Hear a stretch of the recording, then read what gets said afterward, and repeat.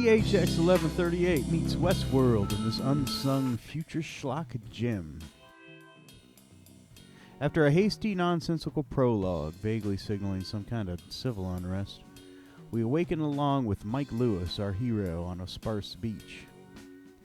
Several others are on hand to greet him, all dressed like him in drab prison garb.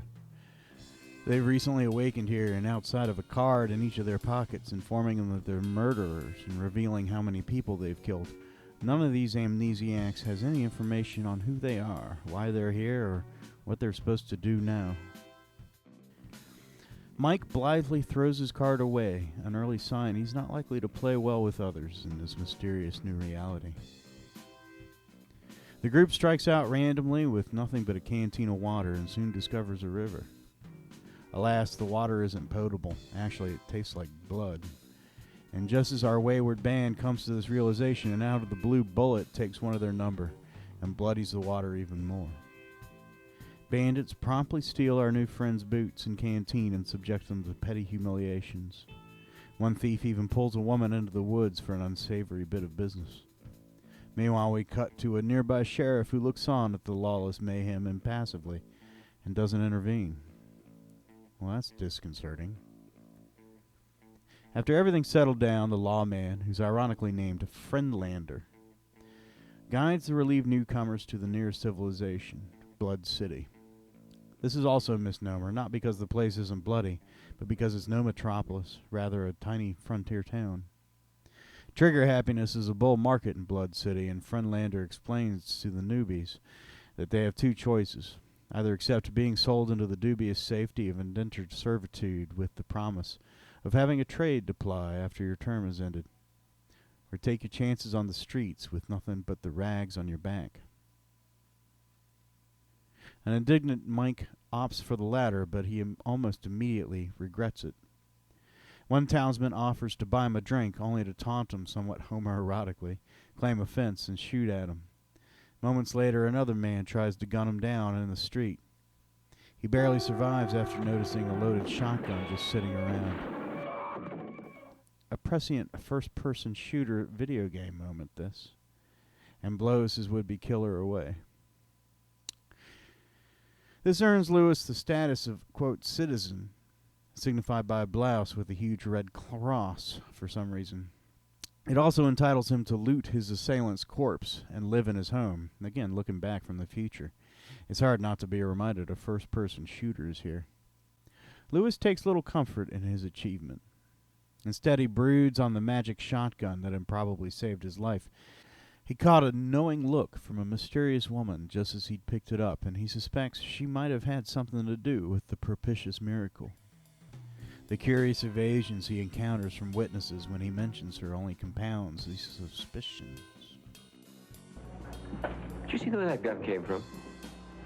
Too busy looking after my own sweet hide to see anything. Same here. What about the woman? Did you see her? Do yourself a favor. Forget about that one. And you did see her? No. Oh, sorry. Don't think I did. Turns out his doubts are warranted. Soon we learn Blood City and its environs are in fact an elaborate simulacrum, part of a complex game orchestrated by shadowy powers that to be.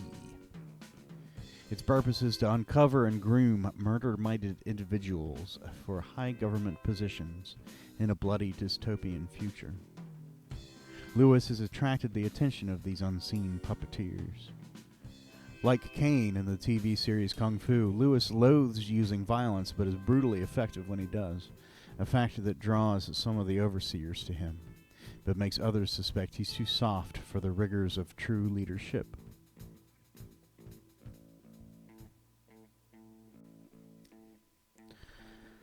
Blood City offers some rare pleasures that make it a notable find in the new Sci-Fi Invasion Mill Creek collection.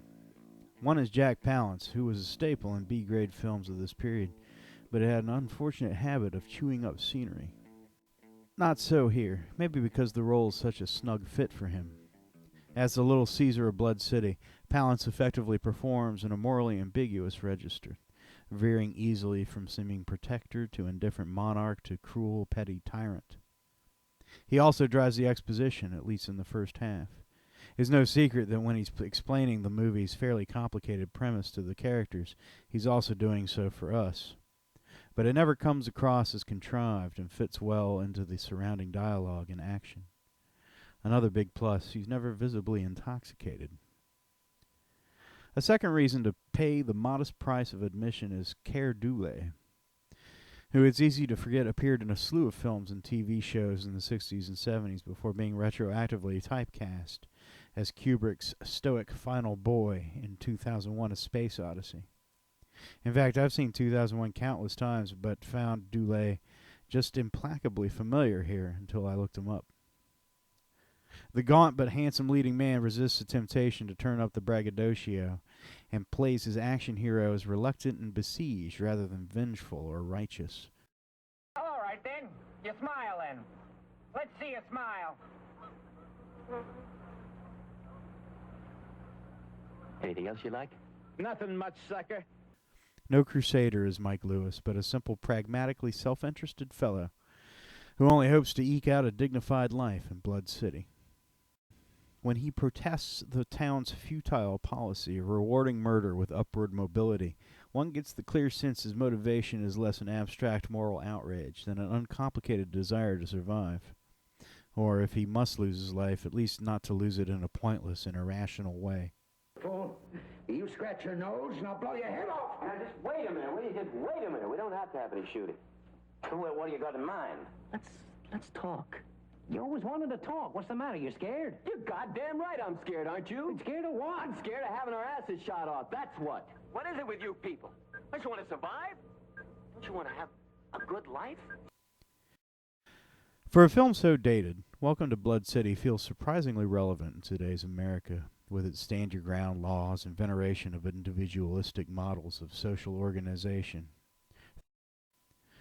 The movie has no obvious partisan bent. For a libertarian future shock film with overtly conservative overtones, see 1980's The Last Chase. But it instead shows the individualistic ethos at both its most palatable and its most abhorrent. Mike embodies the former, naturally, with his expressed desire to keep to his own affairs, while leaving others to theirs. Add to that his guileless penchant for seeking mutually beneficial business arrangements, rather than constantly trying to one-up, mislead, or cheat those who deal with him. How unlike the other citizens of Blood City, who instead supplicate themselves to authoritarian hierarchy, worship the firearm as a kind of mystical totem, and just generally play a game of fuck you, buddy, so ruthless as to do John Nash proud. Witness the venal side of American individualism as it tips into self-indulgent anarchy. And finally, its ideological antagonist, totalitarian state violence. It's a particularly clever twist for the film to juxtapose its Wild West lawlessness with the substrate of Orwellian Big Brother surveillance. Though it does borrow much of this insight from Michael Crichton's masterful, if much more Aldous Huxleyan, Westworld. It's also worth it to note that this clever investigation of a uniquely American ethos comes courtesy of one Peter Sasdy, a Hungarian-born director who cut his teeth on British Hammer films in the 60s and early 70s. From de Tocqueville to Ken Hollings, a brilliant but reluctant British scholar of the New World, the best insights into our experience seem to come from across the pond, as least as often from ourselves. Speculations as to why must wait for another time. Blood City isn't without its problems, though many are no fault of its own. Mill Creek is notorious for hasty digital transfers, but this one is particularly unfriendly, with muddy resolution and a terrible pan and scan adaptation of its 2.35 to 1 anamorphic dimensions to a 4.3 aspect ratio. Luckily, the film is still watchable since so much of it consists of actor close-ups and its action scenes advance narrative more than spectacle. Which begs the question of why the anamorphism in the first place. What is a part of Dullea's contract, perhaps, to trade on the lingering notoriety of 2001?